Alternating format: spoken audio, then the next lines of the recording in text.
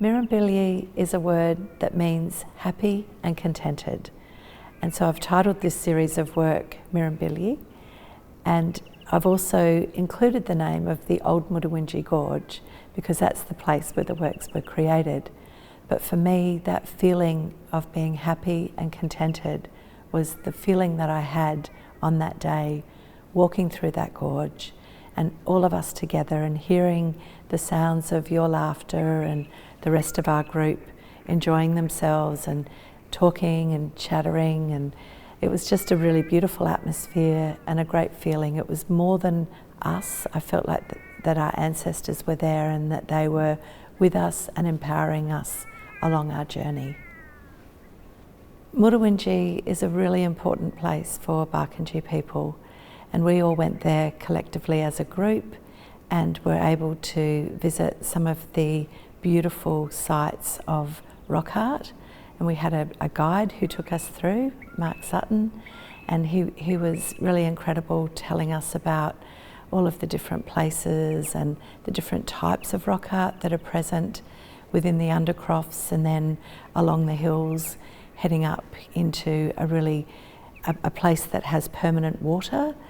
And so Mudawinji is a site that people would come to. People from different neighbouring language groups would come together, and there were big ceremonies that were held. There was a lot of performance, there was dance and song and exchange.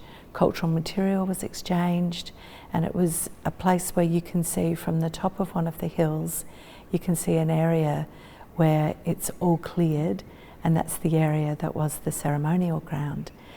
And it feels really special when you're there. You just have this sense of all of these people all around you. The ancestors are there. You can feel the energy and the spirit of our people, actually like physically, but then you can see their marks in the rocks and in the undercrofts, the beautiful ochre paintings. It's a really important site, and it still is today.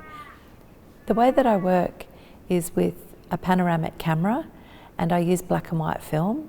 So these are black and white photographs that have been scanned. So the negatives have been scanned and then printed onto paper. And then I hand colour them using pan pastels and crayons and pencils.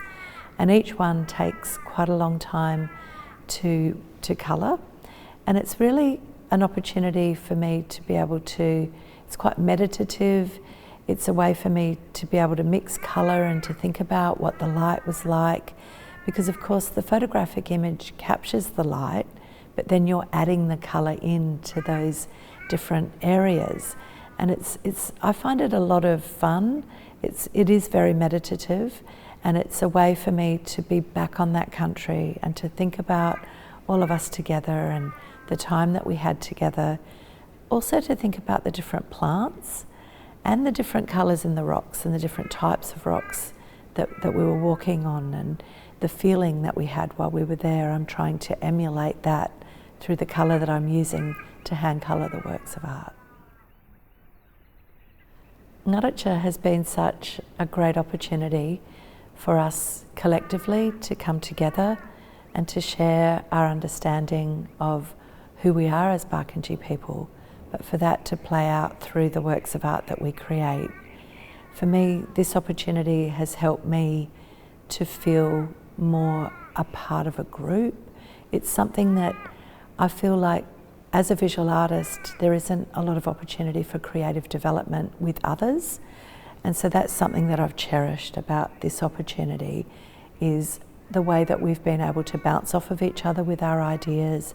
Every single step of the way has been a joint effort, even through the selection of the works that I ended up printing for this exhibition came from a collective chat that we had on one of our trips in Broken Hills. So I think that this, for me, has really been quite a revelation and a different way of working, and I don't really want to go backwards. I guess for me it's about that chance to be able to work and to share and to think collectively is really, it's really nourishing and really fulfilling.